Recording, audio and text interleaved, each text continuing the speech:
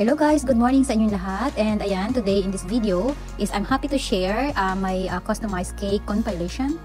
I'm not perfect cake decorator, but I'm happy to share all my cake na ginagawa dito sa New Zealand. Ayan. Before is nag-work talaga ako sa bakery, pero more on making kami ng mga dough, bread.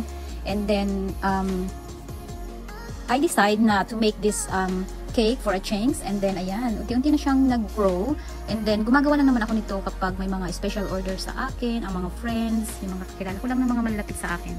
Yung ginagawa ko before sa bakery is just simple cake lang, dahil yun yung mga gusto ng mga customer, pero itong mga palibhasa sa mga Pilipino, mahilig sa mga cake decoration, ayan, kaya ang ganda niya. Pero yung iba din na mga kiwi is gustong-gusto din nila. Ayan, isang cake na ito is made for myself. Ayan, dahil mahilig talaga ako sa halaman, kaya ginawa ko itong succulents cake. O, diba, bongga?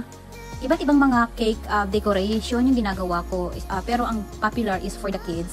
And then, meron din ako mga wedding, ayan. Ito yung isang cake na to is ginawa ko for my son on his 20th birthday, nung first time niya dito sa New Zealand na dumating. Ayan, ang ganda-ganda niya.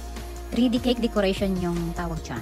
Itong isang tulip naman na to is for the 18th birthday simple cake decoration. Ayan, ang ganda-ganda din niya. Tuwan-tuwa ako dito.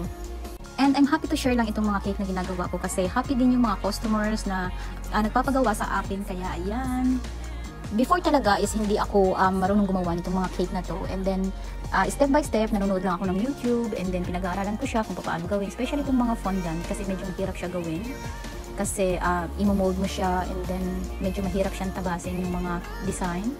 And tuwang-tuwa talaga ako kapag na-appreciate ng customer yung mga ginagawa ko kasi sabi nila ang ganda-ganda raw.